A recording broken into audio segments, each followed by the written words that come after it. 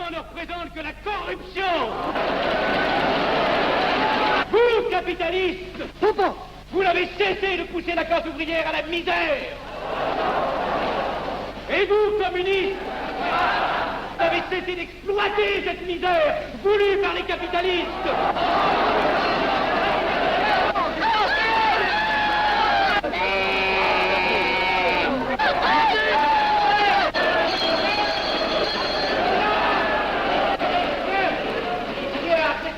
Et vous tous, parlementaires, désuets et périmés, n'insultez pas le parlementarisme.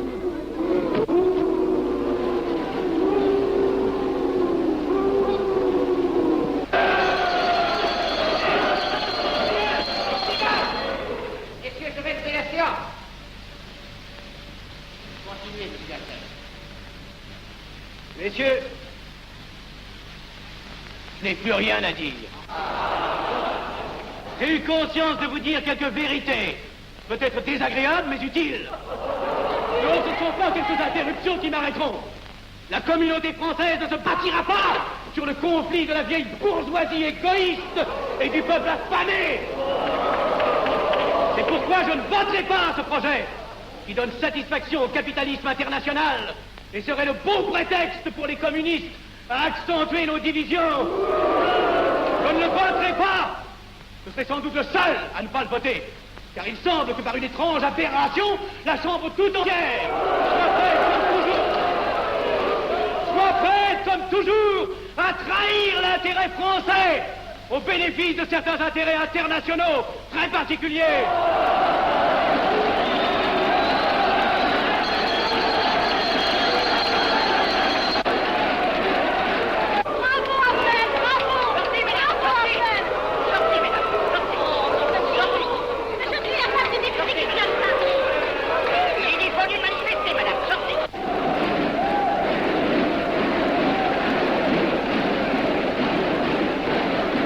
Il a du courage, ce petit Afnel.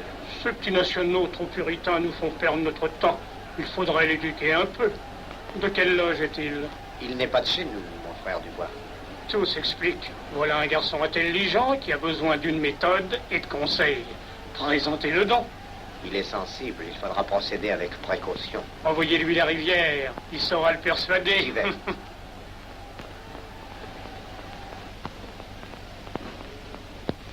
Mon cher vénérable, nous avons un service à vous demander. Enfin, dis donc, je vous suis tout dévoué. Le jeune Afnel qui vient de parler assez brillamment devrait subir les épreuves de l'initiation. La maçonnerie lui apporterait beaucoup et le disciplinerait. Ne croyez-vous pas? J'y pensais déjà. Nous allons nous en occuper activement. Alors, je suis brisé. Comment avez-vous trouvé mon discours? Excellent. Vous leur avez dit de fort bonne vérité. Ouais, ça n'a pourtant servi à rien, ils ont voté le projet. Ça ne sert jamais à rien de dire la vérité. Les gens n'aiment pas la vérité. Ils préfèrent de beaucoup les mensonges. Vous êtes cynique. Non. J'ai une certaine expérience politique, déjà ancienne. À propos, voulez-vous venir un peu avec moi? J'ai quelque chose à vous dire. Volontiers.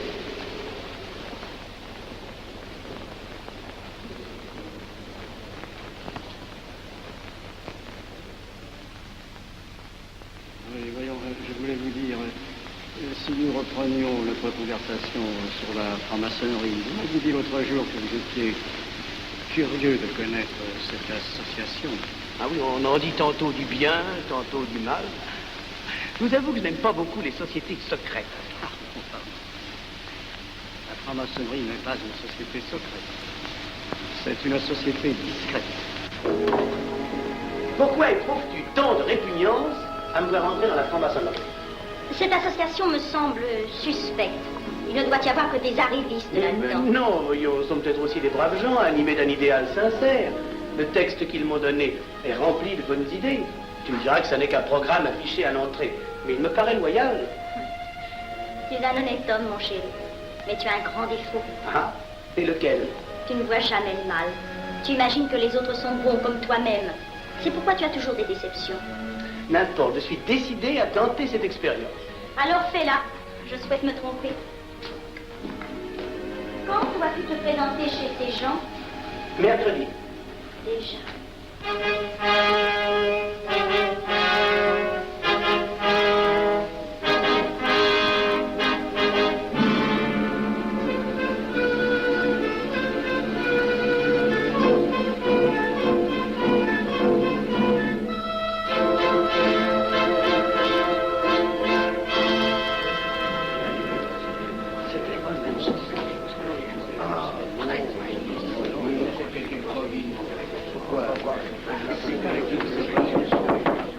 Mes frères, les travaux reprennent force et vigueur. La tenue du comité a voté l'interrogatoire du profane Abel. Nous allons lire les rapports confidentiels de nos enquêteurs. Pierre Avenel, né en 1902 à Laval, a fait sa première communion. Oh, mon frère, je vous en prie. Mais déclare ne pas pratiquer régulièrement. A même cessé de fréquenter l'église. Très bien. Mais s'avoue spiritualiste.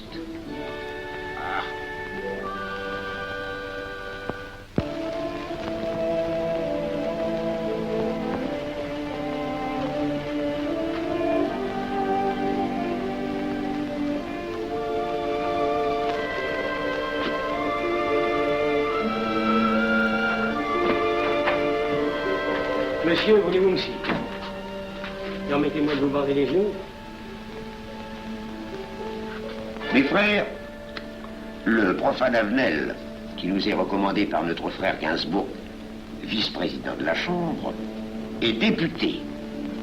Cela ne nous impressionne pas. Nous devons surtout examiner ce qu'il pourra apporter à la franc-maçonnerie. Il nous faut des gens qui servent notre ordre et contribuent à sa puissance. Pour l'instant, il paraît afficher des idées nationales un peu trop absolues. Mais enfin, je voudrais vous prévenir d'une chose. Comme il est de notre intérêt de tenir en main un grand nombre de parlementaires, il vaudrait peut-être mieux ne pas lui poser des questions qui pourraient le choquer. On nous le signale comme assez sensible sur les questions spirituelles ou religieuses. Quand il aura travaillé quelque temps parmi nous, il aura évolué.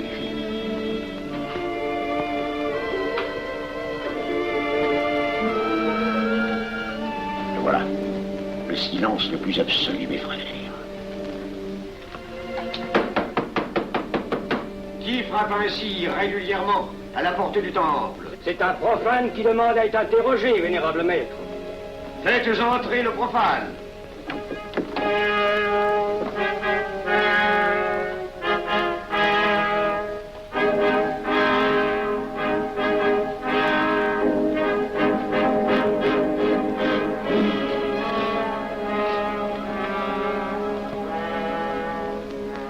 Monsieur, vous avez déclaré vouloir faire partie de la franc-maçonnerie.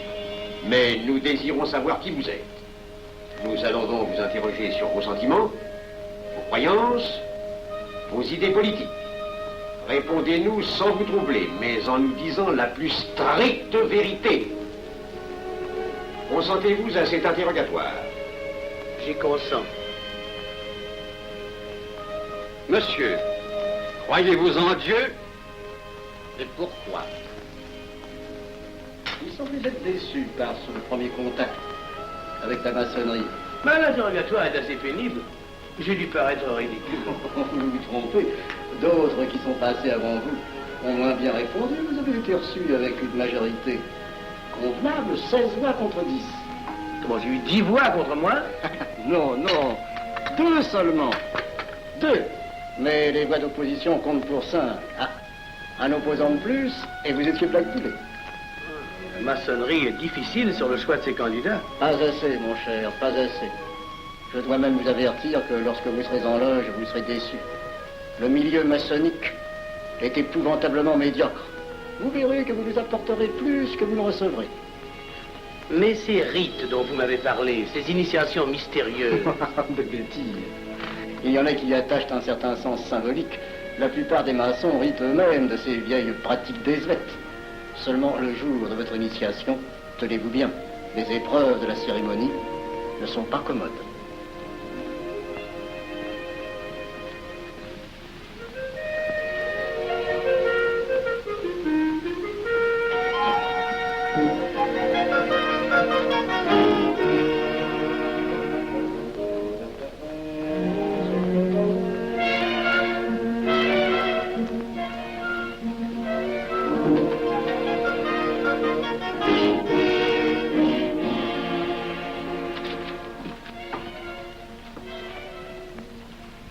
Bon, attendez à la buvette, là. On viendra vous chercher. Mais c'est entendu, mon cher, je m'occupe de ton affaire. Tu peux compter sur moi. Mais c'est entendu, excuse-moi, la tenue va commencer, je suis un peu en retard. Viens.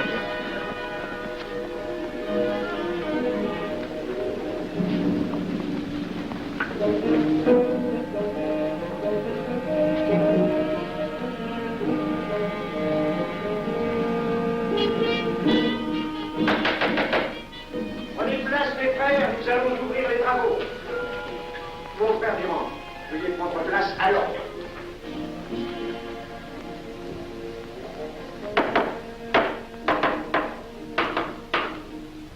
Frère premier surveillant, êtes-vous franc-maçon? Mes frères me reconnaissent comme tel, vénérable maître. Frère second surveillant, quel âge avez-vous? 3 ans, vénérable maître. Frère premier surveillant, quel est le premier devoir d'un surveillant en loge? Vénérable maître, c'est de s'assurer que le temple est couvert. Veuillez vous en faire assurer par le frère couvreur.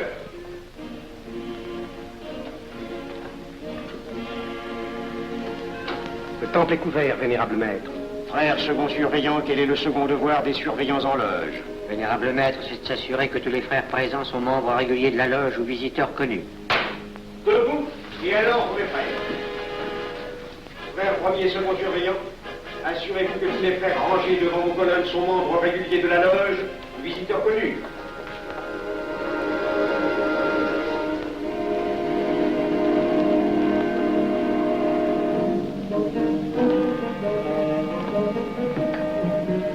Vénérable maître, les frères qui décorent l'une et l'autre colonne sont membres réguliers de la loge ou visiteurs connus. Il en est de même à l'Orient. Frère premier surveillant, à quelle heure les francs-maçons opèrent-ils leurs travaux? À midi, vénérable maître. Quelle heure est-il, frère second surveillant? Il est midi, vénérable maître. Puisqu'il est l'heure du travail, frère premier et second surveillant, invitez les frères de vos colonnes à se joindre à vous et à moi pour ouvrir les travaux de la respectable loge des enfants de l'univers Orient de Paris, au grade d'apprenti, en la forme accoutumée. À moi, mes frères, par le signe, la triple batterie et l'acclamation.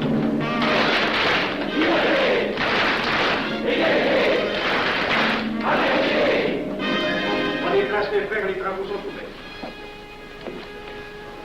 Mes frères, l'ordre du jour appelle l'initiation du profane Avenel. L'atelier a voté dans une précédente tenue la mission du dit profane.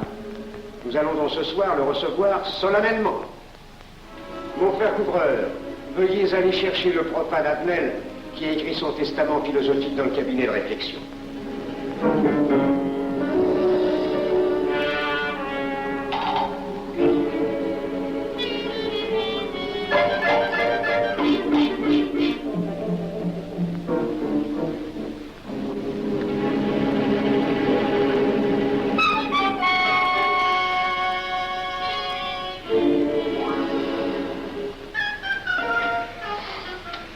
Rigolo leur truc. Monsieur, veuillez me suivre.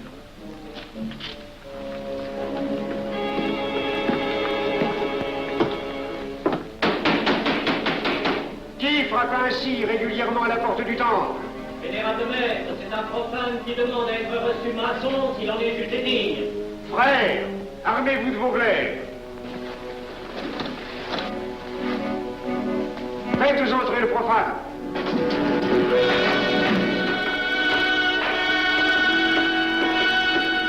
Laissez-vous, monsieur.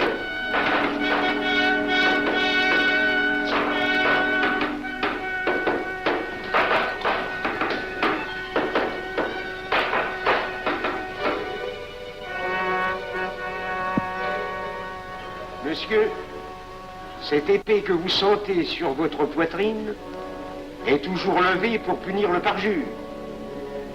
Elle est le symbole du remords qui déchirerait votre cœur si vous deveniez traître à la société dans laquelle vous voulez entrer. Est-ce de votre propre volonté, en pleine liberté, que vous vous présentez parmi nous? Oui. C'est une institution qui ne procède que d'elle-même. Elle prend sa force dans la raison. Persistez-vous toujours dans vos intentions? Êtes-vous bien déterminé à vous soumettre aux épreuves, quelles qu'elles puissent être? J'y consens. En ce cas, confiez-vous à la main qui va diriger vos pas. Mais comme il serait imprudent de s'imposer des obligations dont on ne connaîtrait pas l'étendue, il est de la sagesse de cette respectable assemblée de vous dire quels seront vos devoirs si elle vous admet dans son sein. Le premier est un devoir absolu de secret sur tout ce que vous pourrez entendre et découvrir parmi nous, ainsi que sur tout ce que vous verrez et saurez par la suite. Je dois exiger de vous un serment prêté sur la coupe des libations. Consentez-vous à le prêter? Oui. Frère expert, faites approcher le profane. Et vous, maître des cérémonies, apportez la coupe des serments. Présentez la coupe au profane.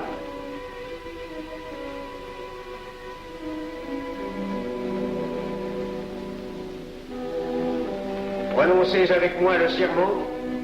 Je m'engage sur l'honneur, au silence le plus absolu, sur tous les genres d'épreuves qu'on pourra me faire subir. Je m'y engage. Vous devez connaître toute l'importance d'un serment. Si jamais vous manquiez à une parole aussi solennellement donnée, buvez. Buvez! Buvez!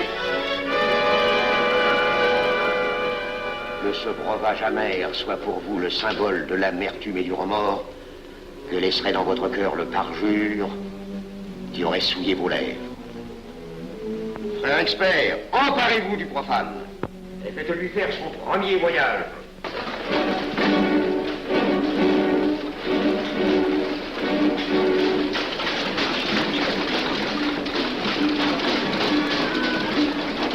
Voilà, c'est un profane qui demande à être reçu maçon.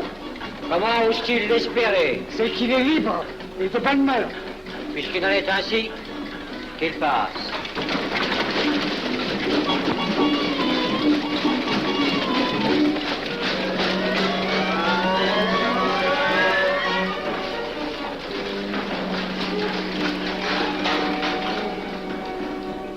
Monsieur, le voyage symbolique que vous venez de faire est l'emblème de la vie humaine. Le bruit que vous avez entendu figure les passions qui l'agitent.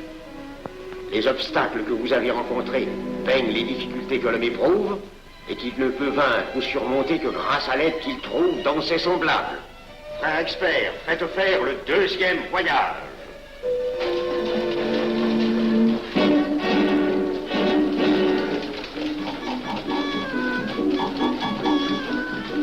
Qui va là?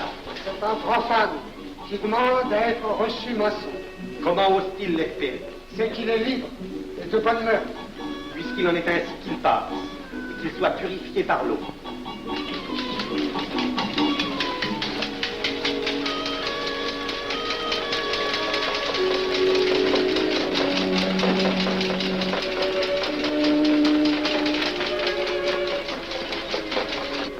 Monsieur, nous avons procédé à l'épreuve de l'eau qui représente l'épuration de votre esprit naissant à la vie maçonnique. Votre cœur doit être limpide comme l'eau pure. Frère expert, faites faire le troisième voyage.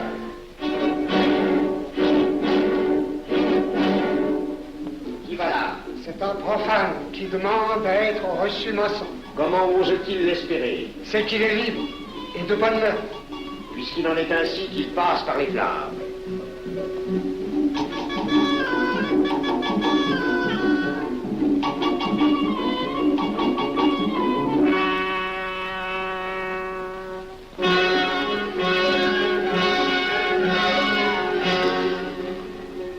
Monsieur, les flammes dont vous avez été environné ont achevé vos épreuves.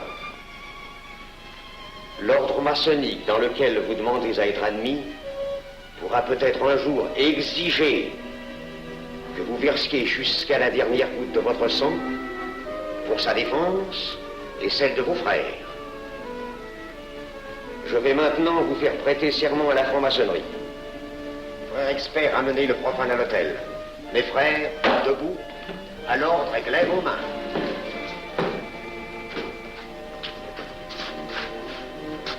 Moi, Pierre Avenel.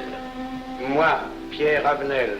De ma propre et libre volonté, de ma propre et libre volonté. En présence de cette respectable assemblée de maçons. En présence de cette respectable assemblée de maçons. Je jure et promets solennellement. Je jure et promets solennellement. De ne jamais révéler aucun des mystères de la franc-maçonnerie qui vont m'être confiés. De ne jamais révéler aucun des mystères de la franc-maçonnerie qui vont m'être confiés. Quelle idée saugrenue ton mari a-t-il de se faire recevoir franc-maçon? Je lui ai déconseillé tant que j'ai pu, mais tu sais comme il est entêté. Il va se trouver dans un milieu d'arrivistes si médiocre. On l'a pourtant bien prévenu. Pourvu qu'il ne lui arrive rien. Il y a tant d'histoires qui courent sur le compte de ces sociétés secrètes. Ne t'inquiète pas, Pierre. Il saura se tirer d'un mauvais pas. Il est prudent. Pas assez. Monsieur, le serment que vous venez de prêter ne vous donne-t-il aucune inquiétude? Consentez-vous à le renouveler lorsque vous aurez reçu la lumière? Je le renouvellerai. Mes frères, nous allons donner la lumière aux profanes. Frère couvreur, préparez-vous à accomplir votre office. Que la lumière lui soit donnée à mon 3e coup de maillet.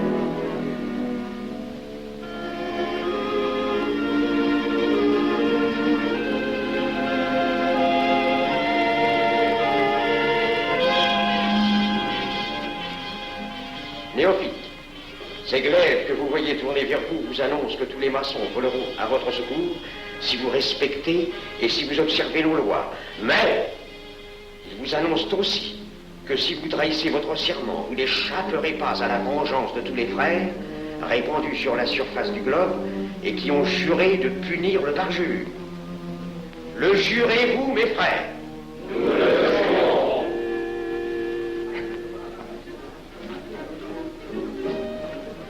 Mes frères, à la santé de notre nouveau frère. À votre santé.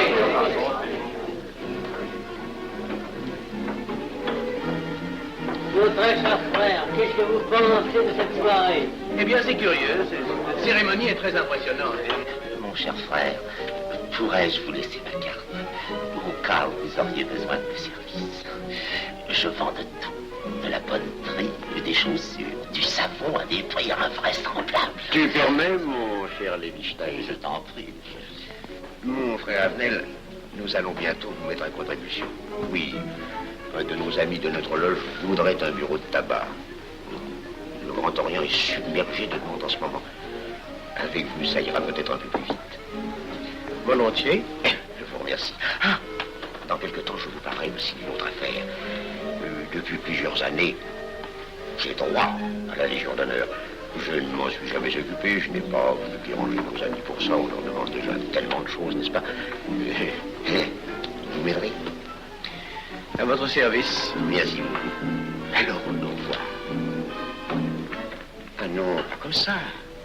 Voyez-vous, des petits coups secs avec le pouce, là, comme ça. Pam, pam, pam. Essayez.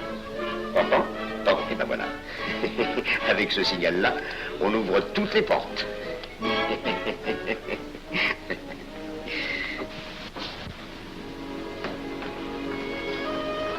Alors, content? Bon. Tu as l'air contrarié. Oh non. Déjà déçu? Pas encore. Tu me raconteras la séance. Ah, j'ai juré de ne rien dire. Même à moi? Écoute, c'était pas ridicule. C'était étrange.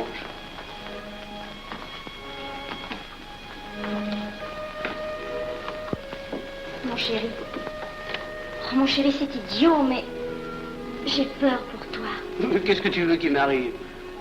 Oh, mon grand.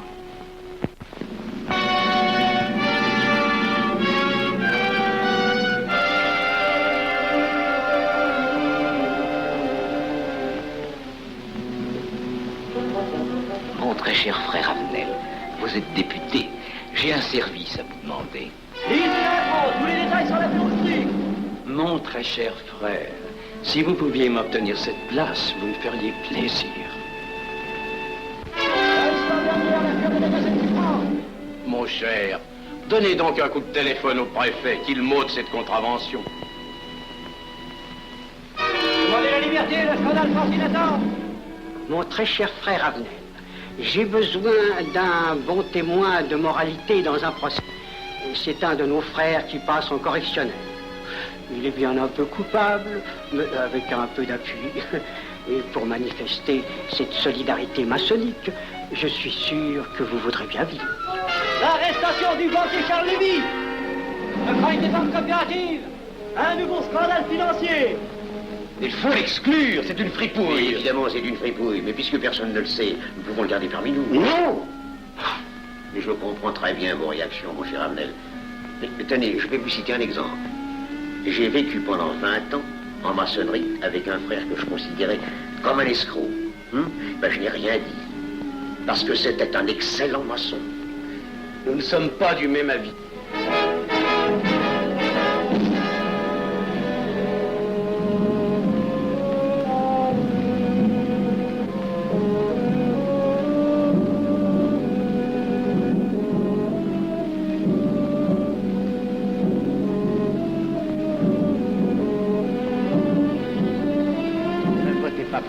Pourquoi?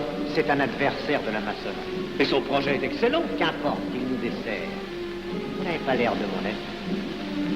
Non. Non, non et non, je ne ferai pas ce que vous voulez. Je vous demande de vous conformer à la discipline républicaine. La discipline républicaine et maçonnique. Je sais ce que c'est, allez, c'est une canaillerie. Mon frère, ne laissez pas vos paroles dépasser votre pensée. Oh, ne croyez pas que je suis en colère, non, j'ai tout mon sang-froid, au contraire. Et c'est pour ça que je ne voterai pas cette loi unique. Détruisez ce pays en l'empoisonnant doucement. Avenel, vous ne parlez pas sérieusement.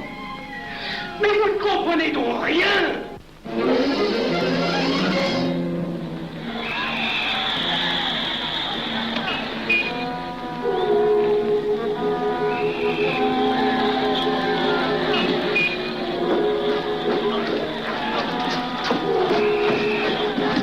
Que se passe-t-il? Regardez.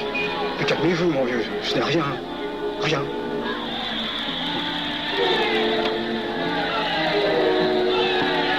Que croyez-vous qu'on doit faire? Rien. Surtout rien. Pas de pareil cas que t'attendre. Et croyez-moi, il n'y aura pas d'incident. Tous ces gens vont rentrer se coucher. Ils sont fatigués de crier.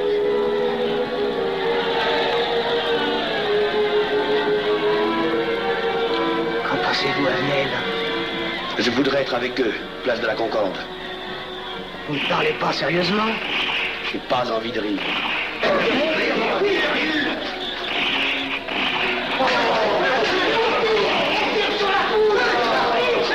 Il faut arrêter ça, oui. Et surtout, il faut arrêter ça.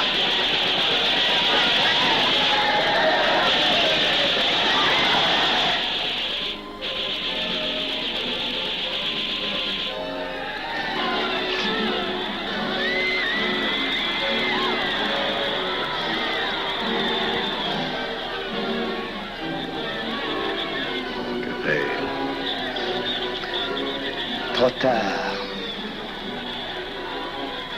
On tire encore. Il faut le feu.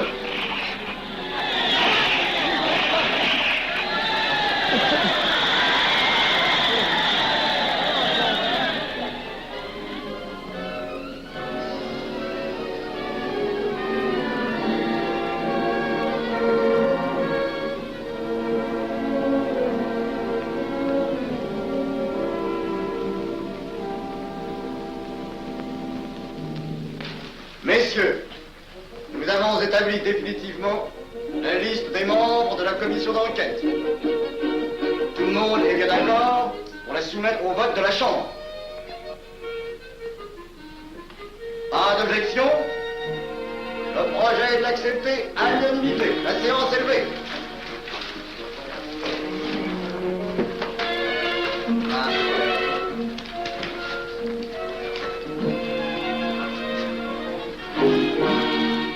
Vous pensez que ça va marcher? Je ne prévois pas d'opposition. Si cela est ainsi, nous risquons de nous en tirer. Je le crois sincèrement. Nos frères députés nous attendent dans un salon voisin. Ils sont impatients de vous entendre. Bah, allons-y. Armel. À propos, cher ami, je vous ai mis d'office dans la commission d'enquête. Moi, pourquoi? C'est indispensable. J'ai besoin de vous. Venez avec nous. Vos amis nous attendent.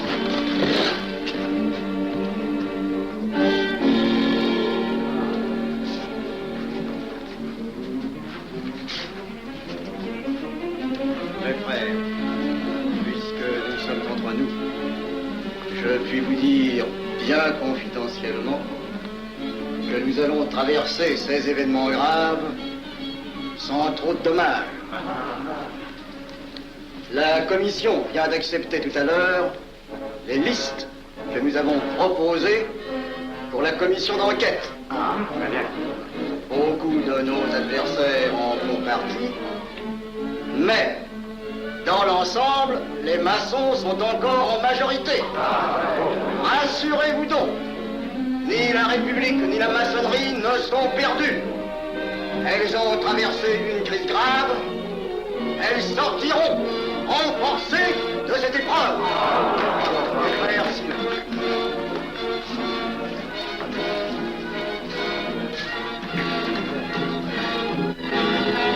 Demandez l'anti-Marfond, le scandale de la commission d'enquête. Demandez l'anti-Marfond, le scandale de la commission d'enquête. Vous me demanderez successivement le Quai d'Orsay, la Banque de France, l'état-major, le secrétaire général du Parti radical socialiste, le temps et les usines d'aviation Guerlain. Bien, monsieur.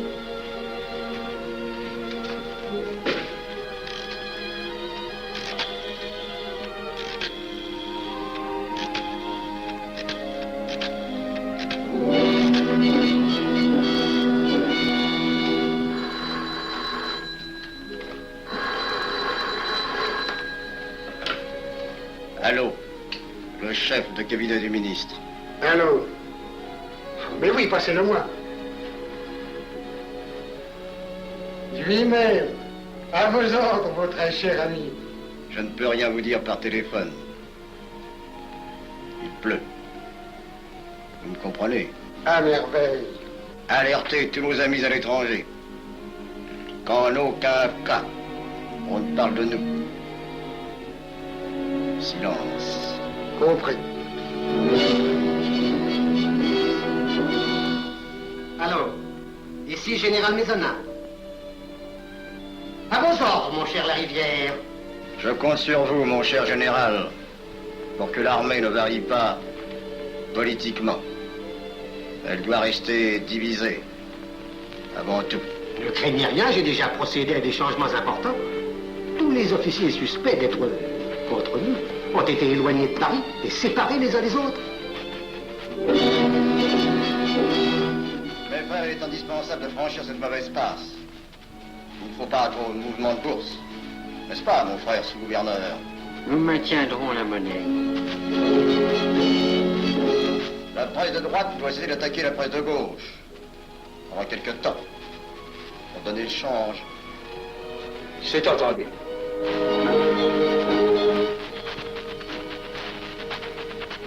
Les partis de gauche doivent faire entente avec ceux du centre. Et ceux de l'extrême gauche. De la sorte, nous contrôlons le peuple. Le populaire. Mieux. Front populaire. Bien. Quant à vous, mon cher Garlet, j'ai reçu ce matin une communication de l'étranger.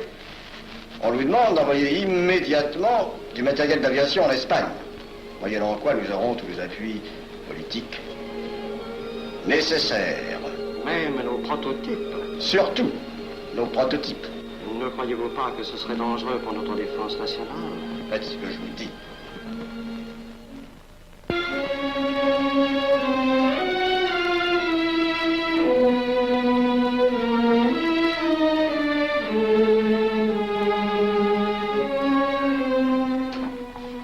Monsieur Avenel, faites entrer. Ah, bonjour, cher ami. Comment on va? Bien, merci. Ah, je vous ai fait appeler. Que se passe-t-il? On ne vous voit plus. Vous le boudez? Oh non. Cigarette. Non, merci.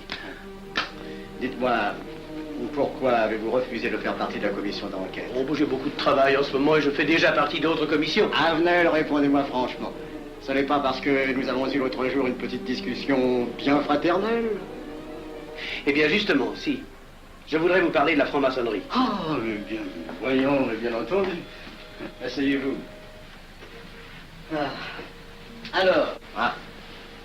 Je vous écoute.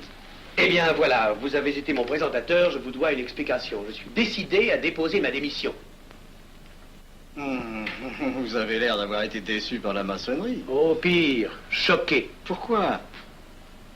Mais confessez-vous, mon vieux. Vous ne serez pas le premier maçon qui m'aura ouvert son cœur.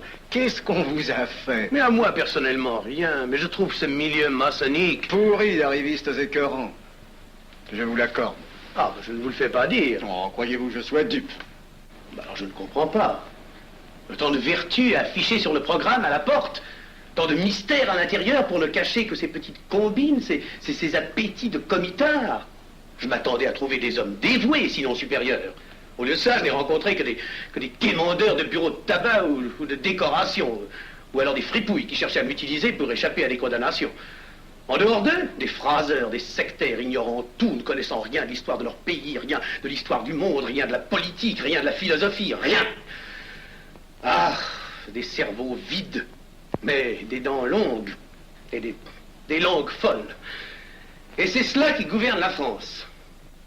Quel grade avez-vous maintenant? J'ai été initié à la maîtrise il y a peu de temps.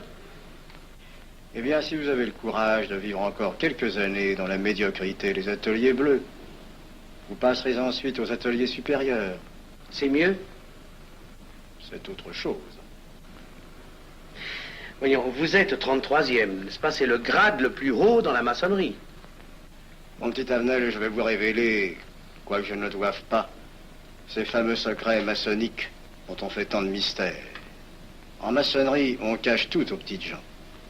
En bas, vous ne savez rien. En haut, vous commencez à voir un peu plus clair dans le jeu mondial. Moi-même, je ne suis pas totalement éclairé sur les intentions des dirigeants de notre ordre. Et quand je dis dirigeants, je me trompe. Il n'y a pas de chef chez nous. Il n'y a que des exécutants.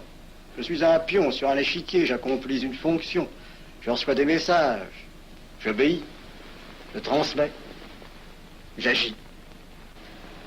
Mais qui dirige? Personne. C'est beaucoup plus compliqué et simple en même temps qu'on ne pense.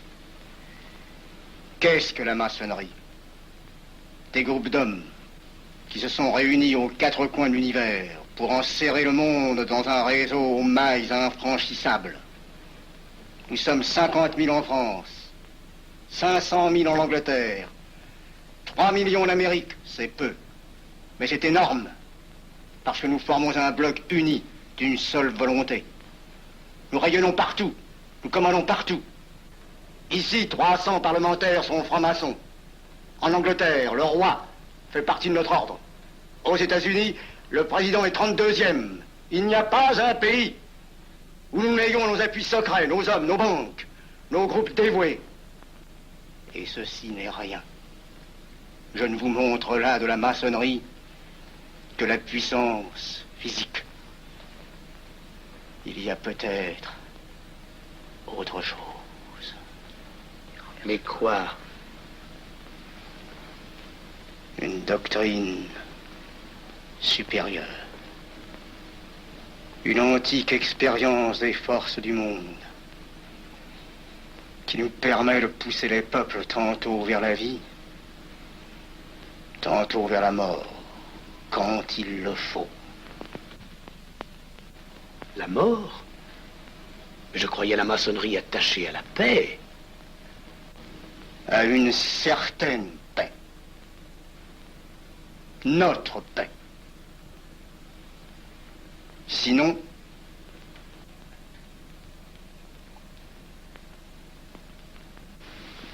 alors, cette démission, je vais réfléchir.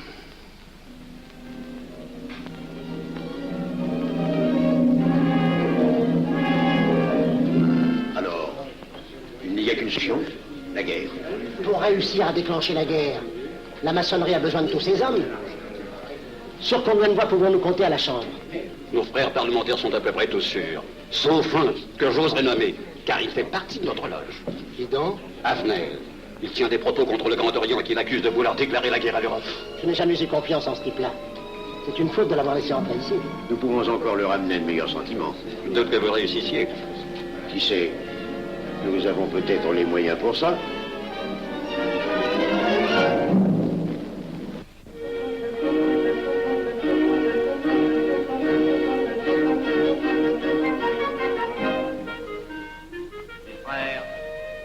L'aviation allemande n'a pas d'appareil. Plus de 2000 accidents d'avion l'année dernière en Allemagne. La ligne Siegfried est à peine construite. Les tanks allemands marchent difficilement. Un détail entre autres qui m'a été rapporté par un de nos frères.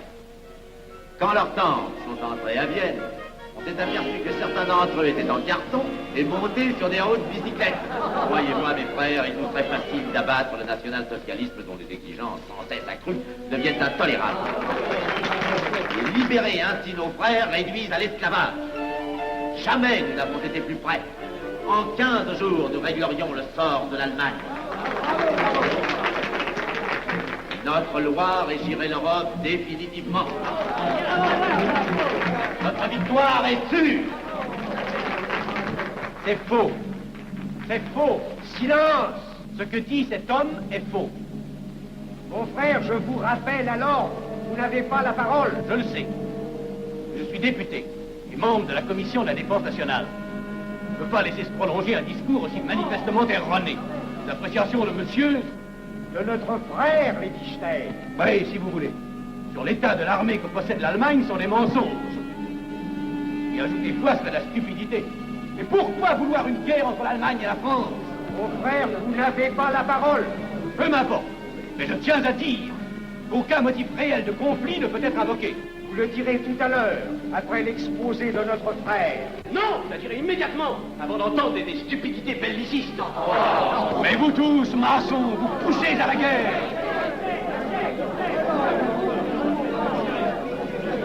Pour que ce pays soit gouverné par vos lois, par les Juifs, et la maçonnerie surtout. Le peuple français ne se battra pas pour défendre une idéologie fumeuse, un régime ignoble, une république pourrie. Mon frère Avenel, je vous prie de couvrir le temple.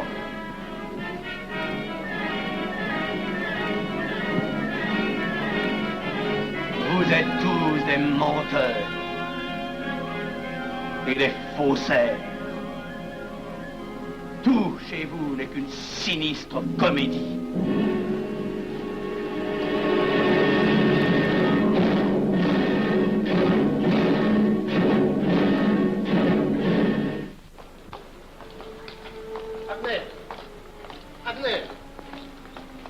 Avenel, excusez-moi, comme vous, j'habite Neuilly, c'est pourquoi je me permets de vous rejoindre. Mais vous avez fort bien fait, mon frère. J'étais près de vous à l'avenue. Je voulais vous féliciter. Oh, merci. Vous avez très bien fait de leur crier des vérités. Ce sont des fous. Malheureusement, il est impossible de leur faire entendre raison. Les événements sont pourtant indiscutables. Oui, oui. Dites-moi, j'ai des documents confidentiels sur l'action actuelle de la maçonnerie qui peut-être vous intéresseraient. Des documents? Oui, oui, des documents. Vous êtes député, il serait utile et urgent que je vous les communique. Mais je crois bien, où sont-ils? Chez moi, pas très loin d'ici. Si vous avez quelques minutes. Oui, volontiers, allons. Alors, qu'est-ce qu'on décide? Pétard ou couteau? Le couteau, ça fait moins de bruit. Attention, voilà.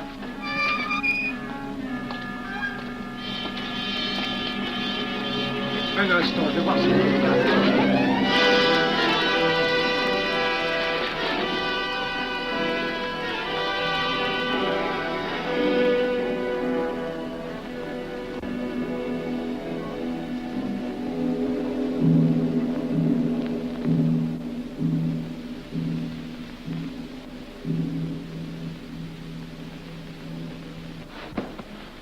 t'inquiète pas, mon chéri.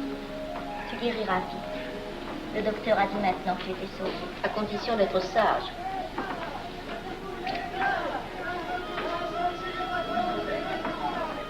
Qu'est-ce qu'on entend? C'est la mobilisation générale, mon chéri. Quoi, la mobilisation? Ne t'agite pas, je t'en supplie. Je n'aurais pas dû te le dire, mon Dieu.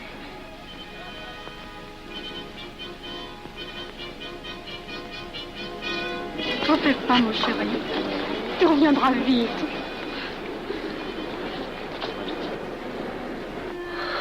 Les brutes. Ils sont arrivés. Ils ont réussi à déclencher leur guerre. Oh, ne bouge pas. Tes plaies sont à peine fermées. Si j'étais pas tombé sous les coups de ces criminels, j'aurais peut-être pu arrêter ça. Mais non, tu n'aurais rien pu empêcher, mon chéri. Ces hommes sont plus forts que toi. Ils ne t'auraient pas manqué.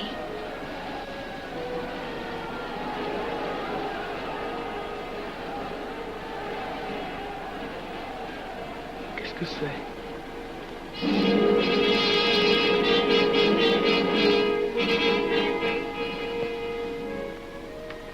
Les malheureux.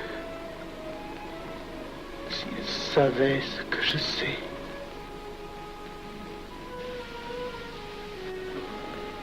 Mes frères, nous pouvons affirmer en toute sérénité que la franc-maçonnerie universelle a présentement atteint son but. Cette guerre qui est la nôtre est déclarée. Elle doit aboutir au triomphe de notre ordre. Il importe que le monde soit définitivement gouverné selon nos méthodes et par nos idées. Debout et alors. Frère premier surveillant, à quelle heure ferme-t-on les travaux? À minuit, vénérable maître. Quelle heure est-il, frère second surveillant? Minuit, vénérable maître. Puisqu'il est minuit et que nous avons accompli notre œuvre, je déclare les travaux clos. Allons, Maillet. Retirons-nous en paix, mes frères, sous la loi du silence.